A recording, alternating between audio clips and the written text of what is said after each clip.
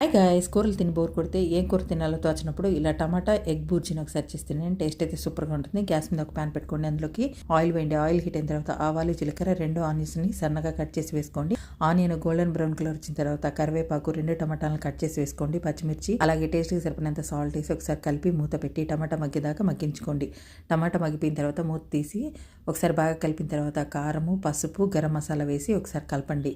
కలిపిన తర్వాత ఇందులోకి 3 లేక 4 ఎగ్స్ని కట్ చేసి వేసుకొని గ్యాస్ని సిమ్లో పెట్టుకొని మూత పెట్టి ఒక 10 నిమిషాల పాటు ఉడికించండి. 10 నిమిషాల తర్వాత మూత తీసేసి లైట్గా కలపండి. కలిపిన తర్వాత మళ్ళీ మూత పెట్టి మరో 10 నిమిషాల పాటు ఉడికించండి.